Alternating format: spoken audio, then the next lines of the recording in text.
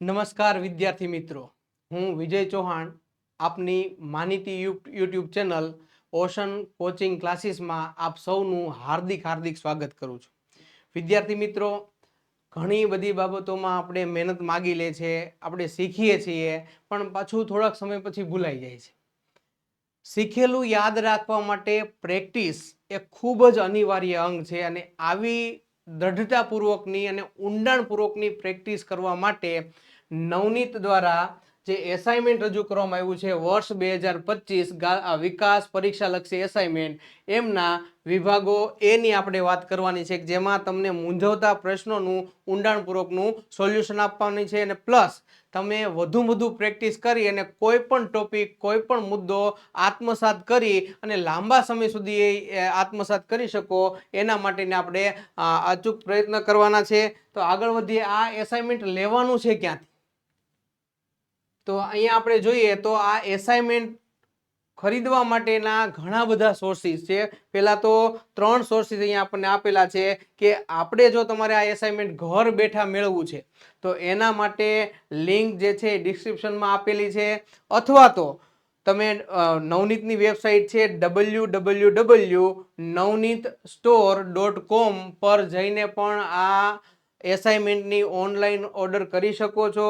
એમ છતાં બંને ઓપ્શન તમને સ્વીકાર્ય નથી તો છેલ્લો ઓપ્શન જે છે કોલ દ્વારા 7046222254 નંબર ઉપર ફોન કરીને પણ તમે આ તમારું મટીરિયલ મેળવી શકો છો, જે તમને ઘર બેઠા પૂરું પાડવામાં આવશે અને એ પણ એકદમ રિઝનેબલ કિંમત, 120 રૂપિયાની કિંમતે તમને પૂરું પાડવામાં આવશે અને તમને પ્રેક્ટિસ કરવા માટેનું એક પવિત્ર બેકગ્રાઉન્ડ જે છે એ પૂરું પાડવામાં આવશે. વિભાગ એ જનરલી દરેક કોમર્સના દરેક વિષયમાં વિભાગ એ એમસીક્યુ માટેનો વિભાગ હોય છે કે જેમાં એક પ્રશ્ન આપેલો હોય છે અને 4 એમના જવાબ આપેલા હોય છે, એમાંથી કોઈ એક જવાબ જે છે એ મેળવવાનો હોય છે.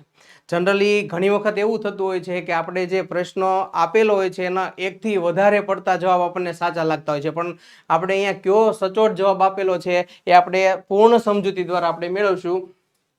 તો પહેલો પ્રશ્ન, જવાબદારી કયા આધારે આંતરિક અને બાહ્ય વર્ગીકૃત થાય છે? બરોબર છે. હવે જવાબદારી જે છે, આંતરિક જવાબદારી કોને કહેવાય? પહેલા તો આપણે નક્કી કરીએ કે ભાઈ આંતરિક જવાબદારી કોને કહેશું આપણે?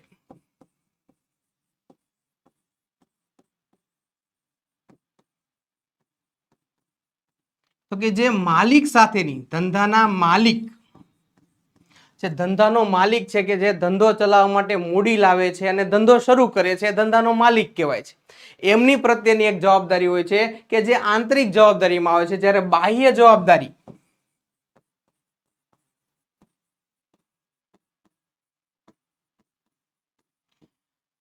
ધંધો જે છે એ માલિક સિવાય ઘણા બધા વ્યક્તિઓ સાથે લેવડ દેવડ કરતો હોય છે, ઘણા બધા વ્યક્તિઓ સાથે વ્યવહાર કરતો હોય છે, એટલે કે ત્રાહિત વ્યક્તિઓ.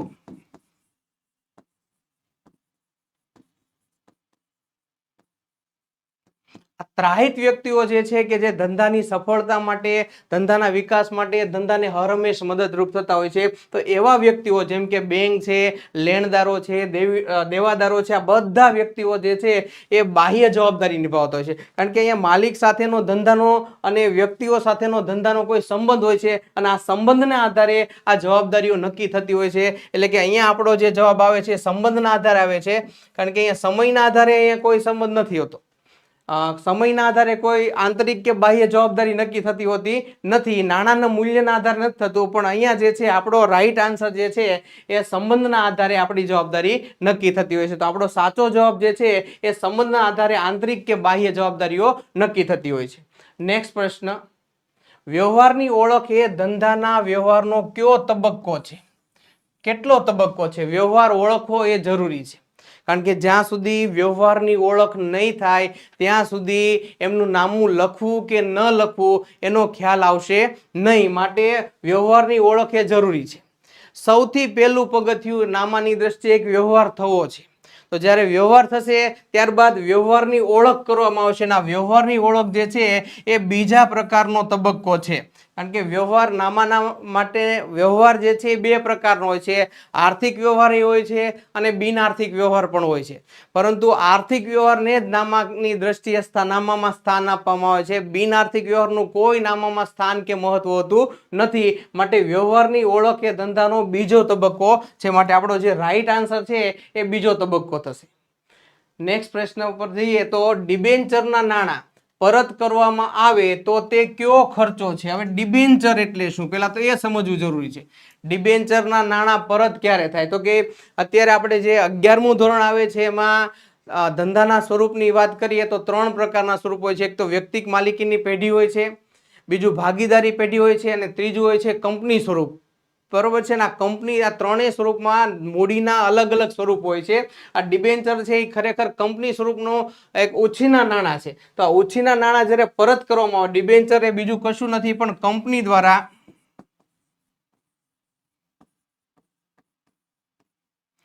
લેવામાં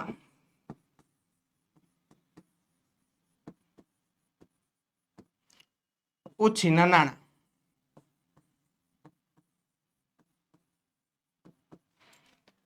તો એ કયા પ્રકારનો ખર્ચ છે? હવે ખર્ચના આમ મેઇન વસ્તુ વાત કરીએ તો ખર્ચના બે પ્રકાર પાડી શકીએ. એક તો મૂડી ખર્ચ. મૂડી ખર્ચ કોને કહેશું? તો કે જે ખર્ચ ધંધાની મિલકત ખરીદવા માટે કરવામાં આવતો હોય, જે ખર્ચ લાંબા ગાળાનો હોય, એવા દરેક ખર્ચને મૂડી ખર્ચ તરીકે ઓળખવામાં આવે છે. મિલકત ખરીદવી હોય છે, ત્યારબાદ માની લો કે કોઈ જમીન મકાન ખરીદવું હોય છે, તો આ પાછળ જે કંઈ ખર્ચો કરવામાં આવે છે એ મૂડી ખર્ચ તરીકે ઓળખવામાં આવે છે. જ્યારે મહેસૂલી ખર્ચ કોને કહેવામાં આવે? તો કે જે ખર્ચા રોજબરોજની આવક માટે અથવા તો રોજબરોજની પ્રવૃત્તિમાં કરવામાં આવતા હોય છે, એવા બધા ખર્ચાને મહેસૂલી ખર્ચ કહેવામાં આવે છે. જેમ કે લાઇટ બિલ, પગાર, મજૂરી, આવક માલ ગાડા ભાડું, જાવક માલ ગાડા ભાડું, આ બધા મહેસૂલી ખર્ચાઓ છે. બરોબર છે? પ્રસારિત મહેસૂલી ખર્ચાઓ પણ એક પ્રકારના મહેસૂલી ખર્ચો છે. અન્ય ખર્ચાઓ કે જે ધંધાકીય બિન નાણાકીય ખર્ચાઓ છે કે પછી કે કોઈ પણ પ્રકારના જે ખર્ચા હોય છે કે જે આપણે ધંધામાં નથી હોતા અને અયોગ્ય રીતે અથવા તો કોઈ નુકસાનકારક જે ખર્ચા હોય છે એની આપણે વાત કરવામાં આવે છે. તો અહીં ડિબેન્ચરના નાણાં પરત કરવામાં આવે ત્યારે કયો ખર્ચો ગણાય છે? તો ડિબેન્ચર જે છે રોજબરોજ નથી મગાવવામાં આવતા. ડિબેન્ચર કંપની પોતાના અસ્તિત્વ દરમિયાન એકવાર અથવા તો 2 વાર મગાવી શકે છે, વારંવાર એ મગાવતા નથી. એ લાંબા ગાળાના ખર્ચા છે. માટે અહીંયા ડિબેન્ચર જે છે એ આપણો જવાબ આવશે મૂડી ખર્ચમાં આવશે. નેક્સ્ટ, ધંધાની રોજબરોજની આવકનો જાવક પરનો વધારો. જો ખાસ સમજો, અહીંયા આવકનો જાવક પરનો વધારો છે. અહીંયા જો પ્રશ્ન ફેરવી નાખીએ તો એનો જવાબ પણ ફરી જતો હોય છે. આવકનો જાવક પરનો વધારો, જે આવક થાય છે એની કરતા જાવક અહીંયા ઓછી થાય છે, આવક વધુ છે. તો આ વધારાને શું કહેવામાં આવે છે? તો આપણને 4 ઓપ્શન આપ્યા છે. નફો કહેવામાં આવશે, નુકસાન કહેવામાં આવશે, દેવું કહેવામાં આવશે કે સ્ટોક કહેવામાં આવશે. હવે અહીંયા નફો જે છે આપણો જવાબ આવશે, કારણ કે આવક વધી જતી હોય છે જાવક કરતા, ત્યારે હંમેશા નફો થતો હોય છે. નફાનું આપણે સૂત્ર મૂકીએ તો નફો બરાબર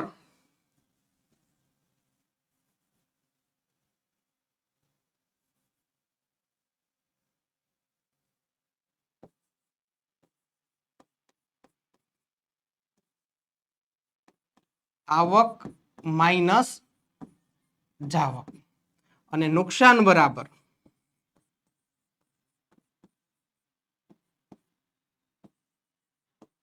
જાવક માઇનસ આવક. અને બીજા શબ્દમાં કહીએ તો આવકનો જાવક પરનો વધારો એટલે નફો અને જાવકનો આવક પરનો વધારો એટલે નુકસાન. અહીંયા આવકનો જાવક પરનો વધારો આપ્યો છે માટે આપણો જવાબ થશે એ નફો. ચેક કરીએ તો આપણો રાઈટ આન્સર જે છે એ નફો આવશે. ત્યારબાદ નીચેનામાંથી કઈ મિલકત બિન ચાલુ મિલકત છે? કઈ મિલકત જે છે એ બિન ચાલુ મિલકત છે? બિન ચાલુ મિલકત. મિલકત બે પ્રકારની હોય છે. એક તો ચાલુ મિલકત હોય છે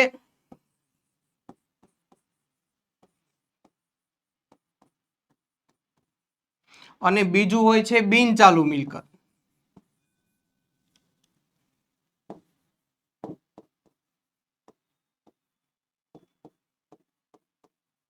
ચાલુ મિલકતની આપણે વાત કરીએ તો જે મિલકત ટૂંકા ગાળાની હોય છે, વર્ષ દરમિયાન અનેક વખત ધંધામાં વધઘટ થતી હોય છે એવી તમામ મિલકતને ચાલુ મિલકત કહેવામાં આવે છે કે રૂપાંતર પાત્ર હોય છે. રોકડ છે, બેંક સિલક છે, દેવાદારો છે, લેણી હુંડી છે, આ બધી ચાલુ મિલકતમાં આવશે. જ્યારે બિન ચાલુ મિલકત એટલે કે જે મિલકત ધંધાની લાંબા ગાળાની મિલકત છે કે જેનો ખરીદી 1 વર્ષ કે 1 વર્ષથી વધારે સમય માટે કરવામાં આવે છે એ બિન ચાલુ મિલકત છે. ના બિન ચાલુ મિલકતને કાયમી મિલકત પણ કહેવામાં આવે છે. શું કહેવામાં આવે છે? કાયમી મિલકત પણ કહેવામાં આવે છે. તો આપણો પ્રશ્ન છે નીચેનામાંથી કઈ મિલકત બિન ચાલુ મિલકત છે? હવે પહેલો ઓપ્શન આપણો છે માલનો સ્ટોક, કાચા માલનો સ્ટોક. તો એ સ્ટોક થઈ ગયો, એ ચાલુ મિલકત થઈ.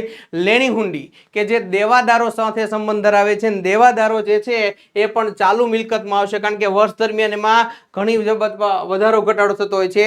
ડિબેન્ચર વટાવ એ પણ એક પ્રકારની ચાલુ મિલકત, આમ તો મિલકત એને ગણી જ ન શકાય, પણ માની લો કે એ ચાલુ મિલકતમાં ગણો તો ચાલશે. પણ અહીંયા આવશે ફ્રેન્ચાઇઝી. આપણો સાચો જવાબ છે કે ભાઈ બિન ચાલુ મિલકતમાં ફ્રેન્ચાઇઝીનો સમાવેશ થતો હોય છે. ત્યારબાદ જે વ્યક્તિ પાસેથી ઉધાર માલ ખરીદવામાં આવે તે વ્યક્તિ ધંધાનો શું બને છે? સમજીએ. સામાન્ય રીતે ધંધો જે છે એ ખરીદ વેચાણની પ્રવૃત્તિ કરતો હોય છે. એક વ્યક્તિ પાસેથી ખરીદે છે માલ,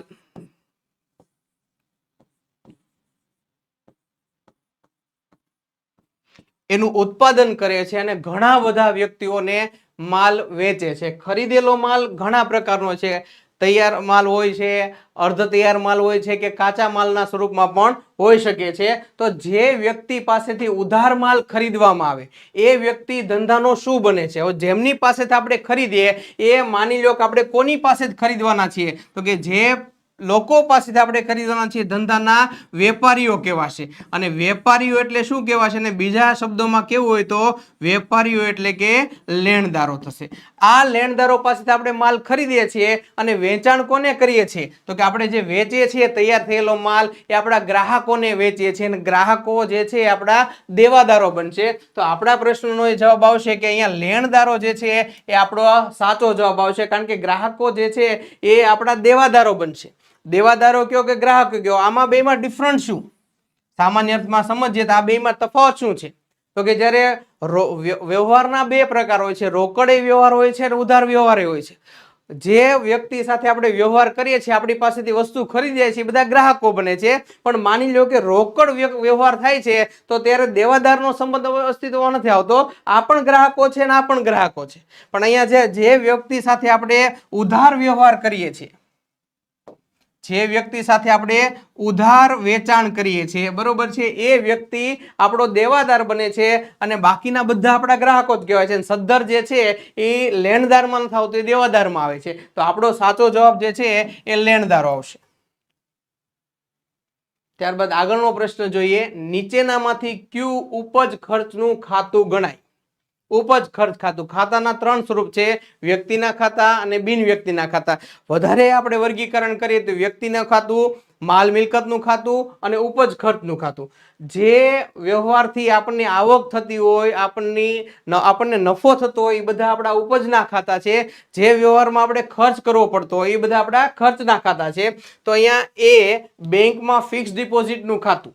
આ બેંકમાં ફિક્સ ડિપોઝિટનું ખાતું જે છે એ બેંક સાથે સંકળાયેલું છે, અને બેંક જે છે એ કૃત્રિમ વ્યક્તિ છે, માટે બેંક ડિપોઝિટનું ખાતું એ વ્યક્તિનું ખાતું થશે, એ ઉપજ ખર્ચનું ખાતું ગણવામાં આવશે નહીં. બીજો ઓપ્શન આપણે ઉમેદવારનું પ્રીમિયમ, ઉમેદવારના પ્રીમિયમનું ખાતું. ઉમેદવારનું પ્રીમિયમ એટલે શું? તો કે કોઈ ક્લબમાં કોઈ ઉમેદવાર જોડાય છે તો એના બદલામાં એમને કોઈ ફી કોઈ ફી વસૂલ કરવામાં આવે છે, કોઈ ચાર્જ લેવામાં આવે છે, એને ઉમેદવારનું પ્રીમિયમ ગણવામાં આવે છે. ને એ પ્રીમિયમ એ ધંધા માટે આવક ગણવામાં આવે છે. અગાઉથી ચૂકવેલ પગારનું ખાતું, એ અગાઉથી ચૂકવેલ પગાર જે છે વ્યક્તિના ખાતા સાથે સંબંધ ધરાવે છે, જ્યારે જીવન વીમા પ્રીમિયમનું ખાતું પણ વ્યક્તિના ખાતા સાથે સંબંધ ધરાવે છે. તો અહીંયા ઉપજ ખર્ચ ખાતાનું એક જ ખાતું આવે છે બી, અને એ છે ઉમેદવારના પ્રીમિયમનું ખાતું. આગળના પ્રશ્ન પર જઈએ તો ઉધાર વ્યવહારમાં હંમેશા કયું ખાતું સંકળાયેલું હોય છે? ઉધાર વ્યવહારની વાત કરો. વ્યવહારના બે પ્રકાર હોય છે, એક તો રોકડ વ્યવહાર હોય છે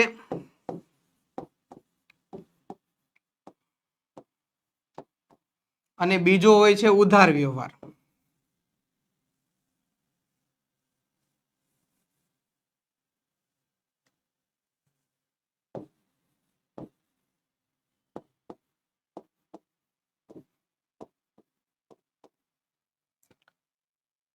આપણે વાત કરવાની છે ઉધાર વ્યવહારની.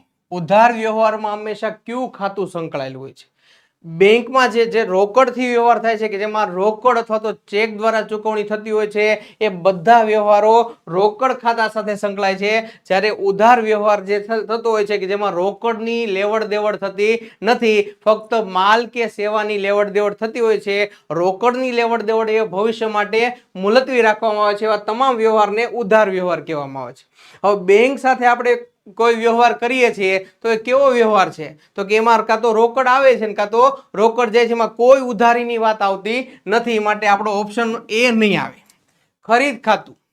હવે કોઈ આપણી પાસે ખરીદી કરી જાય છે, કોઈ આપણા વેપારી જે છે, આપણા ગ્રાહકો જે છે એ આપણી પાસે ખરીદી કરે છે, તો આ ખરીદી ઉધાર પણ કરતા હોય છે અને રોકડેથી પણ કરતા હોય છે. જરૂર નથી કે બધા ઉધાર થાય. તો અહીંયા પણ ખરીદ ખાતું પણ આવશે નહીં. ત્યારબાદ આપણે વાત કરીએ વેચાણ ખાતું. વેચાણ ઉધાર પણ હોઈ શકે છે અને જમા પણ હોઈ શકે છે, એટલે અહીંયા પણ આ ઓપ્શન પણ આવશે નહીં. તો હવે બાકી હોય જો વ્યક્તિનું ખાતું, કારણ કે ઉધાર વ્યવહારથી લેણદાર અને દેવાદારનો સંબંધ અસ્તિત્વમાં આવે છે. માટે આપણો સાચો આન્સર જે છે એ વ્યક્તિનું ખાતું રહેશે. નેક્સ્ટ પ્રશ્ન જોઈએ.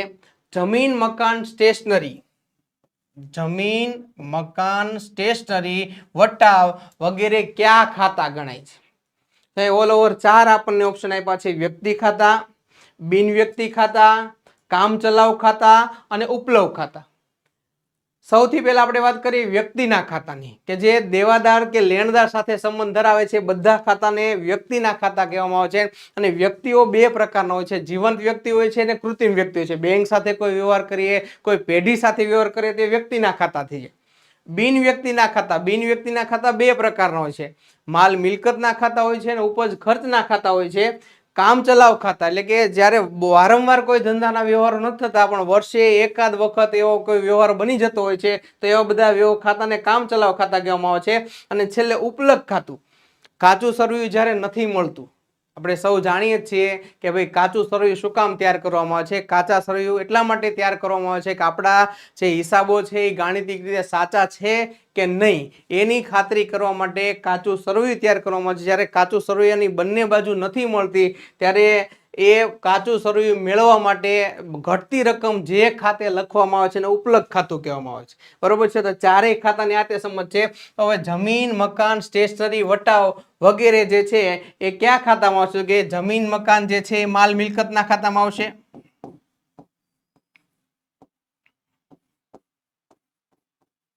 સ્ટેશનરી જે છે એ સ્ટોક આવશે એટલે ચાલુ મિલકત થશે, એટલે એ પણ મિલકતનું જ ખાતું થશે. વટાવ જે છે મળેલો હોઈ શકે છે અને ચૂકવેલો પણ વટાવ હોઈ શકે છે, એટલે ઉપજ ખર્ચ ખાતામાં આવશે. તો અહીંયા જે છે એ બિન વ્યક્તિના ખાતામાં આપણો જવાબ આવશે. ત્યારબાદ આગળના પ્રશ્ન વિશે વાત કરીએ તો કારકુનનો પગાર 16,000 થી વધારી 18,000 કર્યો. આ વ્યવહાર કયા પ્રકારનો વ્યવહાર ગણાય? હવે અહીંયા આપણને ઓપ્શન આપ્યા છે. એ આર્થિક વ્યવહાર, બી બિન આર્થિક વ્યવહાર, સી વિનિમયનો વ્યવહાર અને ડી અન્ય વિશિષ્ટ વ્યવહાર. તો હવે આપણે જોઈએ કારકુનનો પગાર કેટલો હતો? તો કે 16,000 હતો અને વધારીને કેટલો કર્યો છે? 18,000 કર્યો છે. હજી ચૂકવો નથી. જો એમ કીધું હોત ને કે ભાઈ કારકુનનો પગાર 16,000 થી કરી 18,000 કરીને ચૂકવવામાં આવ્યો તો વ્યવહારનો પ્રકાર બદલી જાય. પણ અહીંયા ચૂકવણીનો કોઈ ઉલ્લેખ કરવામાં નથી આવ્યો, માત્ર કરવામાં આવ્યો છે. હજી ચૂકવણી ભવિષ્યમાં થશે. અત્યારે હાલ પૂરત આ કોઈ વ્યવહાર જે છે એ કરવામાં આવેલો નથી. બીજું કે અહીંયા નાણાંની કોઈ બાબત અત્યારે ચૂકવણી કરવામાં નથી આવતી તો એ આર્થિક વ્યવહાર ગણવામાં આવશે નહીં. કારણ કે જો ચૂકવણી થઈ હોત કે ભાઈ કારકુનનો પગાર 16,000 થી વધારી અને 18,000 કર્યો છે અને એને ચૂકવવામાં આવ્યો, જો એમ કીધું હોત તો આપણો વ્યવહાર આર્થિક વ્યવહાર થાત. પણ અહીંયા આર્થિક વ્યવહાર છે નહીં. બરોબર છે? વિનિમયનો વ્યવહાર તો કોઈ થતો નથી. સાટા પદ્ધતિ હતી ત્યારે વિનિમયનો વ્યવહાર થતો હોય. વસ્તુના બદલામાં વસ્તુ થતો, વસ્તુના બદલામાં સેવા. અહીંયા વસ્તુના બદલામાં વસ્તુ પણ નથી મળતી અને વસ્તુના બદલામાં સેવા પણ આપવામાં નથી આવતી, એટલે વિનિમયનો વ્યવહાર નથી થતો, અન્ય વ્યવહાર નથી થતો. આપણો સાચો જવાબ છે એ બિન આર્થિક વ્યવહાર થશે. કારણ કે અહીંયા નાણાંનું કોઈ હજી ચૂકવણી થતી નથી. તો સાચો જવાબ છે આપણો બિન આર્થિક વ્યવહાર. નેક્સ્ટ આપણો પ્રશ્ન તરફ જઈએ તો નીચેનામાંથી કયો વ્યવહાર અન્ય સ્વરૂપનો વ્યવહાર ગણાય છે? નીચેનામાંથી કયો વ્યવહાર અન્ય સ્વરૂપનો એટલે કે અલગ પડે છે. એ ₹6,000 નો માલ ખરીદ્યો, બી ₹6,000 નો માલ રાજ સ્ટોર્સ માંથી ખરીદ્યો, સી ₹6,000 નો માલ ચેક થી ખરીદ્યો અને છેલ્લે ડી ₹6,000 નો માલ આગથી બળી ગયો. હવે તમે જુઓ તો દરેક આપેલા પહેલા 3 ઓપ્શન, આનો જવાબ અહીંયા છુપેલો છે. પહેલા 3 ઓપ્શનમાં માલ ખરીદવામાં આવે છે. એ રોકડથી ખરીદવામાં આવે છે કે ઉધાર ખરીદવામાં આવે છે એની સાથે કોઈ મતલબ નથી, પણ અહીંયા માલ ખરીદવામાં આવે છે. એટલે આ 3 વ્યવહારો જે છે એ સેમ છે. હવે અલગ કેવો પડે છે તો કે માલ આગથી બળી ગયો, એ માલની જાવક થાય છે, અહીંયા માલની આવક થાય છે. માલ ખરીદીએ છીએ તો માલ આવે છે, તો અહીંયા માલની આવક થાય છે. જ્યારે આગથી માલ બળી ગયો છે એ માલની જાવક થાય છે. માટે નીચેનામાંથી આપેલો જે વ્યવહાર છે વિભાગ ડી માં, ઓપ્શન ડી માં, એ વ્યવહાર અન્ય સ્વરૂપનો વ્યવહાર ગણવામાં આવશે. ચેક કરીએ વિભાગ ડી, સોરી ઓપ્શન ડી. ત્યારબાદ જે વ્યવહારમાં રોકડ કે વ્યક્તિના નામનો ઉલ્લેખ જ ન હોય, રોકડ કે વ્યક્તિના નામનો ઉલ્લેખ જ ન હોય તેને કયો વ્યવહાર ગણવામાં આવે છે? હવે વ્યવહાર રોકડ, ઉધાર, બિનઆર્થિક કે અંગત?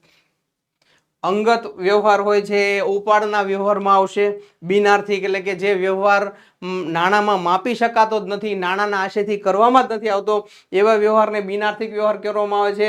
ઉધાર વ્યવહાર એટલે કે જે વ્યવહાર નાણાંની અપેક્ષા અત્યાર નથી, નાણાંની ચૂકવણી વર્તમાન સમય નથી થતી પણ ભવિષ્યમાં થશે, એવા વ્યવહારને ઉધાર વ્યવહાર કહેશું. અને રોકડ વ્યવહાર એટલે કે જે વ્યવહારમાં નાણાંની આપલે વ્યવહારની સાથે જ કરવામાં આવે છે એને રોકડ વ્યવહાર કરશું. તો અહીંયા આ વ્યવહાર જે છે રોકડ વ્યવહાર કે વ્યક્તિનો ઉલ્લેખ ન થયો એને કેવો પ્રકારનો વ્યવહાર કહેવામાં આવે છે? તો કે વ્યવહારના પ્રકારની વાત કરીએ કે જે વ્યવહારમાં રોકડનો સ્પષ્ટ ઉલ્લેખ હોય. માની લો કે ₹5,000 નો માલ વેચ્યો, અહીંયા રોકડનો સ્પષ્ટ ઉલ્લેખ હોય તો એવા વ્યવહારને રોકડ વ્યવહાર કહેવામાં આવે છે.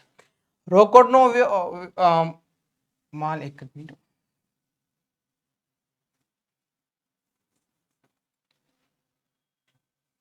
નો માલ રોકડેથી વેચ્યો,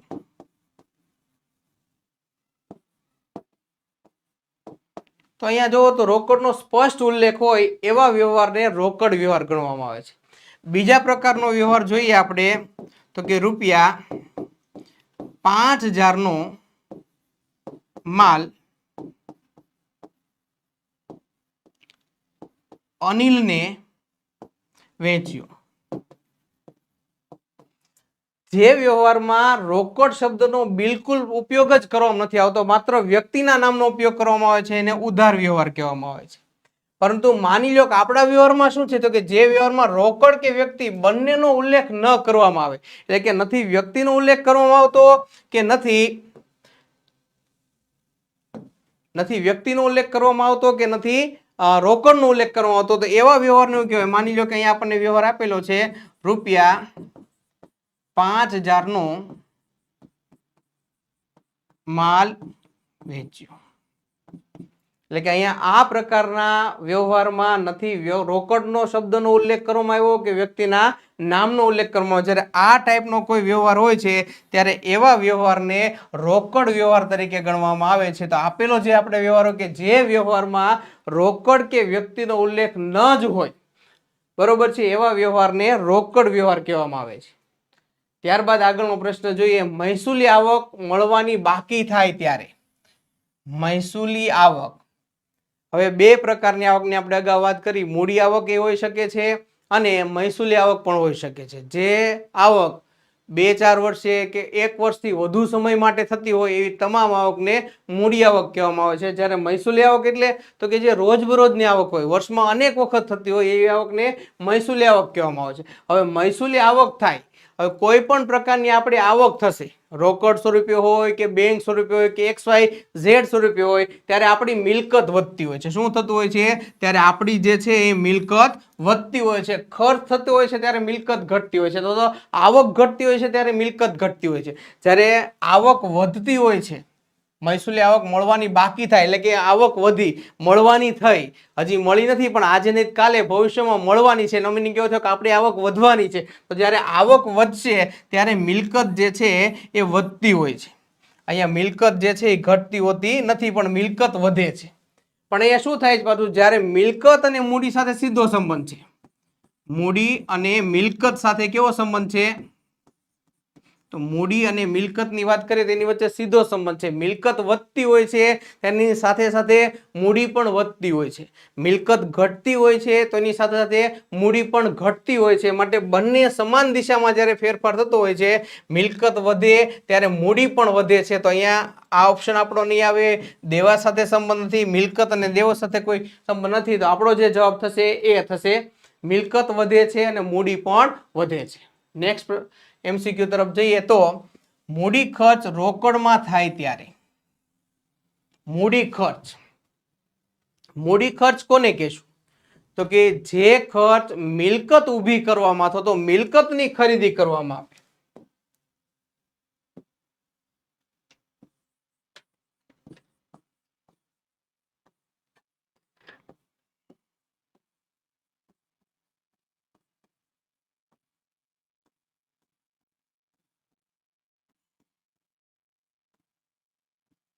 મૂડી ખર્ચ એટલે મિલકત ખરીદનો ખર્ચ, એટલે કે મૂડી મિલકત મેળવવા માટે જે ખર્ચ કરવામાં આવે એને મૂડી ખર્ચ કહેવામાં આવે છે. બરોબર છે. તો મૂડી ખર્ચ કરવામાં આવે છે ત્યારે શું થશે, તો કે મિલકત વધશે પ્લસ મૂડી ઘટશે, કારણ કે એમાં મૂડી જતી હોય છે.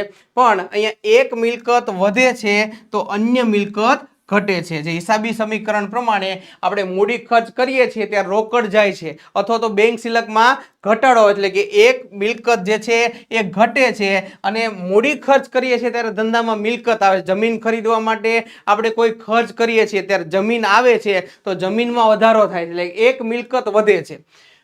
ત્યારબાદ બીજી અસર શું થશે, તો કે આપણે જે મિલકત ખરીદવા માટે પૈસા ચૂકવીએ છીએ એના કારણે રોકડ શિલક કે બેંક શિલક ઘટે છે. માટે અહીંયા અન્ય મિલકતો ઘટે છે. તો આપણો જે સાચો જવાબ આવે છે એ ડી આવે છે કે ભાઈ મૂડી ખર્ચ રોકડમાં થાય ત્યારે એક મિલકત વધે છે અને અન્ય મિલકતો ઘટે છે. નેક્સ્ટ પ્રશ્ન તરફ જઈએ. A=CL આ હિસાબી વ્યવહારો રજૂ કરવાની કઈ પદ્ધતિ છે, આ હિસાબી વ્યવહારો રજૂ કરવાની કઈ પદ્ધતિ છે. તો હવે જો આ બધી પદ્ધતિઓ જે છે ખાસ કરીને આપણે જાણી ગયા છીએ કે પહેલા ચેપ્ટરમાં કે એકાઉન્ટ દ્વિનોંધી નામ પદ્ધતિની શોધ જે છે લ્યુકા પેસિઓલીએ કરી છે અને એ ઇટાલિયન પાદરી છે અને અમેરિકન સંસ્થાઓ સાથે એમનું જોડાણ હોય છે. માટે અહીંયા જાપાનીઝ, ભારતીય, ચાઇનીઝ ને બદલે આપણે અત્યારે ઓપ્શન આવશે એ અમેરિકન. નેક્સ્ટ પ્રશ્ન, નમૂના તરીકે વેચવામાં આવે, નમૂના તરીકે કોઈ માલ નમૂના તરીકે વેચવામાં આવે, નમૂના તરીકે કોઈ માલ શું કામ વેચવામાં આવે, તો કે જાહેરાત માટે.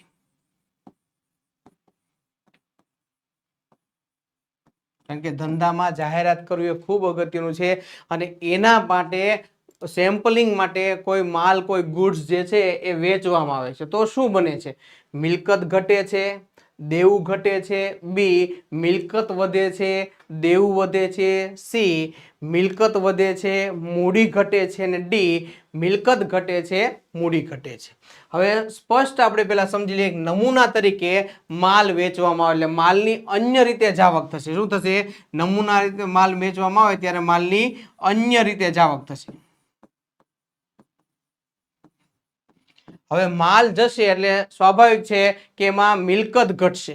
મિલકતનો આપણે અગાઉના MCQમાં આપણે જોયું મિલકતનો મૂડીનો સીધો સંબંધ છે, કારણ કે અહીંયા મિલકત ઘટતી હોય છે, સ્ટોક ઘટશે. સ્ટોક એક પ્રકારની મિલકત છે, મિલકત ઘટશે અને મિલકતને અને મૂડીને સીધો સંબંધ છે. માટે મિલકત ઘટશે તો મૂડી પણ ઘટશે. એટલે આપણો જે જવાબ છે એ આવશે ડી, મિલકત ઘટે અને મૂડી પણ ઘટશે. નેક્સ્ટ પ્રશ્ન તરફ જઈએ. હિસાબી સમીકરણ માટે નીચેનામાંથી કયું સાચું નથી. જો અહીંયા ખાસ ધ્યાન રાખવાનું છે, સાચું છે અને સાચું નથી. છે અને નથીમાં આખો ઓપ્શન બદલી જાય. સૌથી પહેલા તો આપણે વાત કરીએ આપણું હિસાબી સમીકરણ. આપણું મેઇન હિસાબી સમીકરણ છે A બરાબર C પ્લસ L. A એટલે એસેટ્સ એટલે કે મિલકત, C એટલે કેપિટલ એટલે મૂડી અને DL એટલે લેબિલિટીઝ એટલે કે જવાબદારી. એટલે આપણું જે સૂત્ર છે એ મિલકત બરાબર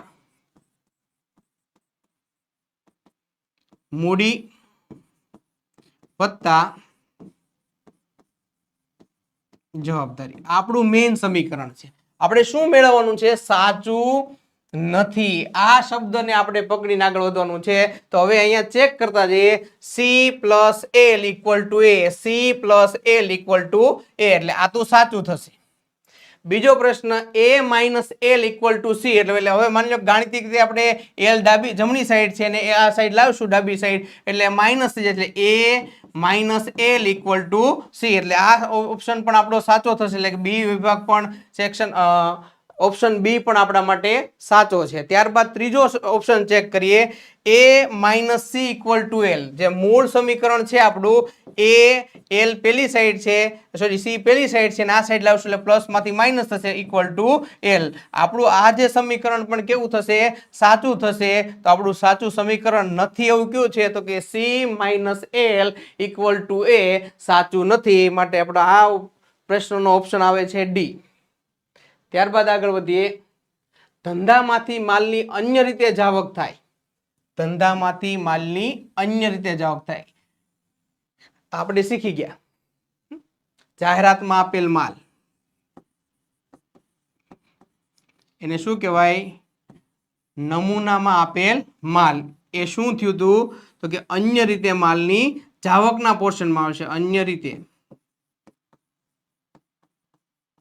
માલની જાવક દર્શાવે છે. માલ જશે, અન્ય રીતે માલ જાય, એ જાહેરાતથી જાય, પૂરમાં તણાઈ જાય, ચોરીથી જાય, આ બધા અન્ય રીતે માલની જાવક થશે. એના કારણે સ્ટોક ઘટશે.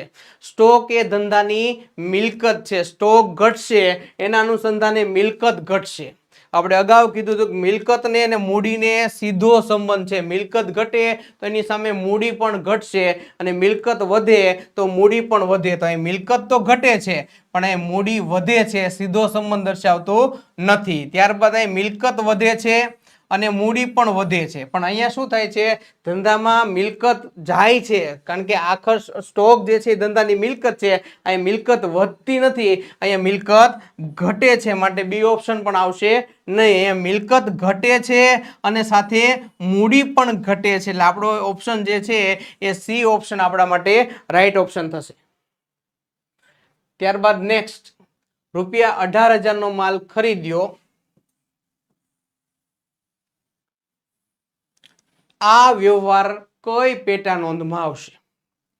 પહેલા આપણે સમજીએ પેટા નોંધ એટલે શું, કોને કહેવાય પેટા નોંધ? તો કે જ્યારે આમ નોંધમાં જે વ્યવહારો સમાઈ શકે એમ ન હોય, વ્યવહારનું પ્રમાણ ખૂબ મોટું હોય, ત્યારે આમ નોંધના જે ચોપડો છે એના અલગ અલગ ભાગ પાડવામાં આવે છે અને પેટા નોંધ કહેવામાં આવે છે. ખરીદ નોંધ, વેચાણ નોંધ, ખરીદ માલ પરત નોંધ, વેચાણ માલ પરત નોંધ, રોકડ મેળ, બરોબર છે, દેવી હુંડી નોંધ, લેણી હુંડી નોંધ, આ બધી પેટા નોંધો આવે છે. અલગ અલગ પ્રકારની 9 પેટા નોંધો છે. હવે ₹18,000 નો માલ ખરીદ્યો, બરોબર છે. આ વ્યવહાર કઈ પેટા નોંધમાં આવશે? તો જમા નોંધમાં નહીં આવે. ખાસ આમ નોંધ. ખાસ આમ નોંધમાં કયા વ્યવહારો આવતા હોય છે? તો કે જે વ્યવહારો બાકીની પેટા નોંધમાં ન આવે એ ખાસ આમ નોંધમાં આવશે. એટલે અહીંયા જમા નોંધમાં પણ નહીં આવે, ખાસ આમ નોંધમાં પણ નહીં આવે.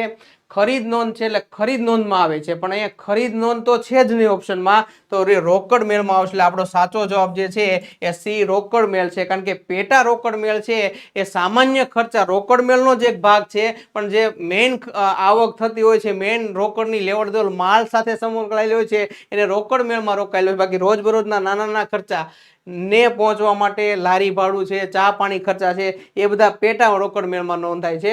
માટે આપણો સાચો જવાબ થશે સી રોકડ મેળ. નેક્સ્ટ પ્રશ્ન, બેંક આપણા ખાતે વ્યાજ જમા કરે ત્યારે. બેંક આપણા ખાતે કોઈ પણ રકમ જમા કરે, કોઈ પણ રકમ બેંક જમા કરે એટલે આપણી શિલ્લક જે છે એ વધે છે. બેંક આપણા ખાતામાં કોઈ પણ રકમ ઉધાર કરે ત્યારે આપણી જે શિલ્લક છે એ ઘટતી હોય છે, બરોબર છે। તો અહીંયા ઓપ્શન આપણને આપ્યા છે એ શિલ્લક ઘટે છે, બેંક આપણા ખાતામાં જમા કર્યા છે, પૈસા જમા કર્યા છે માટે શિલ્લક ઘટતી નથી। બેંક શિલ્લક શું થાય છે, વધે છે। રોકડ શિલ્લક ઘટે છે, રોકડ શિલ્લક ને બેંક ખાતા સાથે રોકડ શિલ્લક આખી અલગ છે, બેંક શિલ્લક આખી અલગ હોય છે, માટે બંને ઓપ્શન આવશે નહીં। આપણો જે સાચો જવાબ છે આવશે બી, બેંક શિલ્લક વધે છે। ત્યારબાદ આગળ વધીએ, જે નાણાકીય વ્યવહારમાં કયા બંને ખાતા અસર પામતા હોય તેવા વ્યવહારોને જમા ખર્ચી વ્યવહાર કહેવામાં આવે છે। ખૂબ જ અગત્યનો પ્રશ્ન છે, જમા ખર્ચી વ્યવહાર। ખાસ કરીને બેંકના અને રોકડના વ્યવહાર અરસપરસ થતા હોય, બરોબર છે, એવા તમામ વ્યવહારોને જમા ખર્ચી વ્યવહાર કહેવામાં। ₹10,000 નો માલ ખરીદ્યો તો એમાં રોકડ આવે છે, બેંક આવતી નથી। જે વ્યવહારમાં બેંક અને રોકડ બંને શિલ્લકો, બેંક અને રોકડ બંને શિલ્લકો અસર કરતા એવા તમામ વ્યવહારોને જમા ખર્ચી વ્યવહાર કહેવામાં આવે છે। બેંકમાં પૈસા ભરીએ ત્યારે રોકડની અસર થાય છે અને બેંકની અસર થાય છે। બેંકમાંથી પૈસા ઉપાડીએ છીએ ત્યારે પણ રોકડની અસર થાય છે અને બેંકની અસર થાય છે। તો આપણો જે જવાબ આવે છે રોકડ અને બેંક જે છે આપણો સાચો જવાબ છે, કારણ કે જમા ખર્ચી વ્યવહારમાં રોકડ અને બેંક ખાતું બંને ખાતાને અસર થાય છે। તો આપણો સાચો જવાબ સી આવશે અહીંયા, રોકડ અને બેંક। ત્યારબાદ આગળ વધીએ, બેંક ઓવરડ્રાફ્ટનું વ્યાજ બેંક માટે, બેંક ઓવરડ્રાફ્ટ એને ટૂંકમાં કહીએ તો BOD, બેંક પોતાના વેપારીને ખાસ સવલત આપે છે। એના એકાઉન્ટમાં કદાચ થોડા ઘણા પૈસા ઓછા હોય તેમ છતાં ઓવરમાં એટલે કે વધારે પૈસાની જરૂર પડતી હોય, ₹1,00,000 ખાતામાં છે અને 1.5 લાખ એટલે કે ₹1,50,000 રૂપિયાની જરૂર છે અને બેંક વધારાના જે પૈસા ઉપાડવા માટે છૂટ આપે છે એને બેંક ઓવરડ્રાફ્ટ કહેવામાં આવે છે, બરોબર છે। આ બેંક ઓવરડ્રાફ્ટ આપે છે જો બેંક શિલ્લકમાં વ્યાજ આપણને મળતું હોય છે, જ્યારે બેંક ઓવરડ્રાફ્ટમાં આપણે બેંકને વ્યાજ ચૂકવવું પડતું હોય છે। તો બેંક ઓવરડ્રાફ્ટનું વ્યાજ એ બેંક માટે આવક થશે, ઉપજ થશે અને આપણા માટે ખર્ચો થશે, માટે બેંક માટે ખર્ચો નથી, બરોબર છે। બેંક એના માટે વ્યાજ મેળવે છે, આવક થશે, નુકસાન પણ નથી, વ્યય પણ નથી। આપણો સાચો જવાબ આવશે ઉપજ છે, ડી ઓપ્શન। નેક્સ્ટ પ્રશ્ન તરફ જઈએ તો, બેંકના ચોપડે બેંક ઓવરડ્રાફ્ટની કઈ બાકી હોય છે, બેંકના ચોપડે બેંક ઓવરડ્રાફ્ટની કઈ બાકી હોય છે। હવે બેંકના ચોપડો અને વેપારીનો ચોપડો, વેપારીનો ચોપડો એટલે બેંક જે વેપારીને આપે છે ને પાસબુક કહેવામાં આવે છે, અને બેંકના ચોપડો જે છે એની પોતાની પાસે હોય છે, જેમાં દરેક કસ્ટમરના ખાતા હોય છે, અને બેંકનો ચોપડો કહેવામાં આવે છે એની બાકી હોય છે, ઉધાર બાકી હોય છે, એટલે આપણો સાચો જવાબ જે છે એ ઉધાર બાકી થશે। નેક્સ્ટ, 3 ખાનાવાળા રોકડ મેળમાં કયા ખાનાની બાકી શોધવામાં આવતી નથી। પહેલા તો રોકડ મેળમાં 3 ખાના, 3 ખાના એટલે શું, આ પ્રશ્ન થવો જોઈએ। તો કે 3 ખાના હોય છે, એક રોકડનું ખાનું હોય છે, એક બેંકનું ખાનું હોય છે અને એક વટાવનું ખાનું હોય છે। આ 3 ખાના હોય છે કે જેમાં અલગ અલગ રકમ લખવાની, ઉધાર બાજુ પણ હોય છે 3 ખાના અને જમા બાજુ પણ 3 ખાના હોય છે। તો કઈ ખાનાની બાકી લખવાની નથી, આપેલ પૈકી એક પણ નહીં, બરોબર છે, એ ઓપ્શન તો અત્યારે આવશે નહીં। હવે 3 ખાના એટલે રોકડ, વટાવ, રોકડ અને બેંક, 3 ખાના રોકડમાં કયા ખાતાની બાકી શોધવામાં આવતી નથી। હવે જો રોકડ વ્યવહાર હોય છે એક જ ખાતા સાથે સંકળાયેલો હોય છે, ઉધાર હોય છે અને જમા હોય છે, એનો એક જ પ્રકાર હોય છે, એક જ ખાતાની અસર અહીંયા આપવાની હોય છે। બેંક ખાતું પણ એક જ ખાતું છે, એમાં ઉધાર બાજુ ના વ્યવહાર ઉધાર બાજુ, જમા વ્યવહાર જમા સાઈડ લખવામાં આવે છે, પણ વટાવ જે છે એ બે અલગ અલગ પ્રકાર હોય છે। જે જમા સાઈડ હોય છે એ મળેલ વટાવ હોય છે અને જે ઉધાર સાઈડ હોય છે એ ચૂકવેલ વટાવ હોય છે। એક આવક દર્શાવે છે અને એક જાવક દર્શાવે છે, માટે એમની બાકી જે છે એ દર્શાવવામાં આવતી નથી। તો આપણો સાચો આન્સર થશે એ વટાવ। ત્યારબાદ નેક્સ્ટ પ્રશ્ન જોઈએ આપણે, વ્યવહારમાં ખાતા વહીના કેટલા સ્વરૂપો પ્રચલિત છે। અલગ અલગ પ્રકારની ખાતા હોય છે, છૂટા પાનાની ખાતા હોય, બાંધેલ ચોપડાની ખાતા હોય, અલગ અલગ 3 પ્રકારના જે છે આપણે ખાતા હોય છે, માટે અહીંયા આવશે 3, આપણો ઓપ્શન આવશે 3। ત્યારબાદ ખાતામાં આખરની બાકીને વિગતના ખાનામાં કેવી રીતે દર્શાવવામાં આવે છે। આખરની બાકી એટલે કે જ્યારે ખાતું બંધ કરીએ ત્યારે જમા સાઈડનો સરવાળો વધુ થતો હોય છે અથવા તો ઉધાર સાઈડનો સરવાળો જે છે એ વધતો હોય છે. આ જે બાજુનો સરવાળો વધે એને આખરની બાકી કહેવામાં આવે છે. માની લો કે રોકડ ખાતું છે, સામાન્ય સમજૂતી આપી, આ ઉધાર બાજુ છે, આ જમા બાજુ છે. અહીંયા 5000 અને અહીંયા આવશે 1000, અહીંયા આવે છે 7000. હવે જે બાજુનો સરવાળો ઓછો હોય બાકીની રકમ ત્યાં મૂકવામાં આવે છે. તો અહીં કેટલા થશે? આ 11000 થશે અને અહીંયા 11000 આપણે અહીંયા લઈએ તો જે ઘટે છે,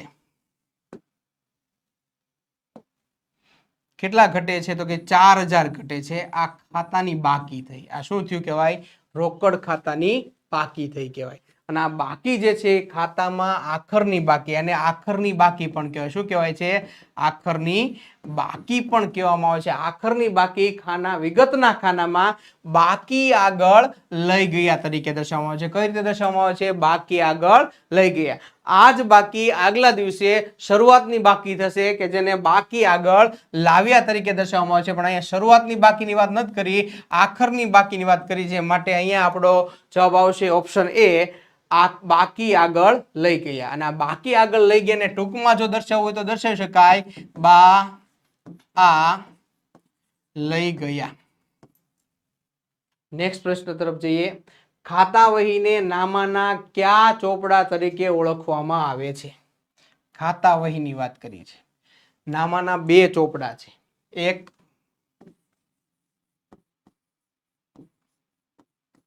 આમ નોંધ અને બીજું ખાતા વહી. હવે આમ નોંધ જે છે એ નામાનો મૂળ ચોપડો ગણાય છે. મૂળ ચોપડો કયો કે પાયાનો ચોપડો કયો? એ આમ નોંધ થશે. આમ નોંધને મૂળ પણ ગણી શકો છો અને પાયાનો ચોપડો ગણી શકો છો. આપણે વાત કરવી છે ખાતા વહીની. તો ખાતા વહી જે છે એ મૂળ ચોપડો પણ નથી અને પાયાનો પણ ચોપડો નથી. બુનિયાદી ચોપડો, બરોબર છે, કે જે બહુ જરૂરી ન હોય અને સગવડતા ખાતર ઊભા કરવામાં આવતા એને બુનિયાદીમાં આપણે ગણીએ. તો ખાતા વહી છે એ કેવો ચોપડો ગણાશે? તો ખાતા વહી જે છે એ નામાનો પ્રધાન ચોપડો ગણાશે. બરોબર છે, કારણ કે અહીંયાથી જ કાચું સરવૈયું તૈયાર થશે અને અહીંયાથી જ કાચા સરવૈયાના આધારે આપણે વાર્ષિક હિસાબ લખી શકીએ. માટે પ્રધાન ચોપડો જે છે એ ખાતા વહી થશે. તો આપણો ઓપ્શન ડી અહીંયા સાચો ઓપ્શન આવશે. ત્યારબાદ નેક્સ્ટ, કોઈ ખાતાની ઉધાર બાકી ક્યારે ગણાય? કોઈ ખાતાની કેવી બાકીની વાત કરી છે? ઉધાર બાકી. હવે જો ખાતું બંધ કરીએ ને ત્યારે આપણને જે પરિણામ મળે ને એને ખાતાની બાકી કહેવાય. ખાતાની બાકી 3 પ્રકારની હોય છે.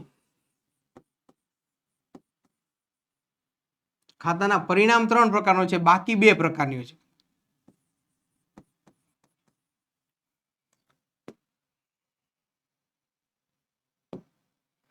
પેલું છે ઉધાર બાકી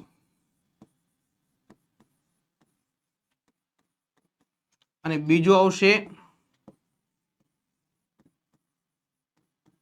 જમા બાકી આવશે. બરોબર. ખાતાના પરિણામની વાત કરીએ તો પરિણામ 3 મળે છે, બાકીઓ 2 હોય છે. આપણે ખાતાની બાકીની વાત કરીએ તો ઉધાર બાકી અને જમા બાકી આવશે. જે ખાતામાં ઉધાર બાજુનો સરવાળો વધુ હોય, માનો કોઈ XYZ ખાતું છે, સામાન્ય ખાતું દોરું છું સમજૂતી માટે, XYZ, અહીંયા જમા આવશે અને અહીંયા આવશે ઉધાર. અહીંયા 5000 છે, અહીંયા મળશે 2000. બરોબર છે. તો અહીંયા જુઓ કઈ બાકી વધારે છે, કઈ બાજુનો સરવાળો વધારે છે? તો કે ઉધાર જે બાજુનો સરવાળો વધુ હોય એ બાકી કહેવામાં આવે છે. અહીંયા જે ખૂટતી રકમ છે ઉધાર છે, માટે અહીંયા આપણી જે ખાતાની બાકી આવશે ઉધાર આવશે. માની લો કે આપણે બીજું કોઈ ખાતું લખીએ, ઉધાર બાજુ અને જમા બાજુ. અહીંયા X નામનું ખાતું છે, અહીંયા આવે છે 4000 અને અહીંયા આવે છે 30000.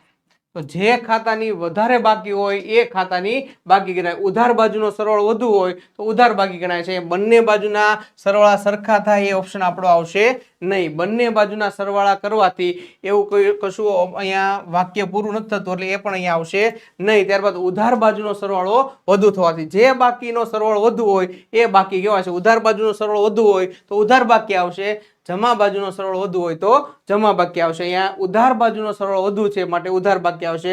સી ઓપ્શન આપણો સાચો જવાબ છે. નેક્સ્ટ, જે ખાતાની બંને બાજુના સરવાળા સરખા થાય. આપણે વાત કરીએ ખાતાની બાકી 2 હોય છે, જ્યારે ખાતાના પરિણામ 3 હોય છે. ખાતાના પરિણામની આપણે વાત કરીએ તો 3 પ્રકારના ખાતાના પરિણામ મળે છે. એક, ઉધાર બાકી. 2, જમા બાકી. ઉધાર બાજુનો સરવાળો વધુ હોય તો એને ઉધાર બાકી કહેવાય છે. જમા બાજુનો સરવાળો વધુ હોય તો એને જમા બાકી કહેવાય છે. અને 3, પરિણામની વાત કરીએ 3, જ્યારે બંને બાજુના ખાતાની બંને બાજુના સરવાળા જ્યારે એક સમાન થતા હોય છે ત્યારે એને શું કહેવામાં આવે છે? ખાતું સરભર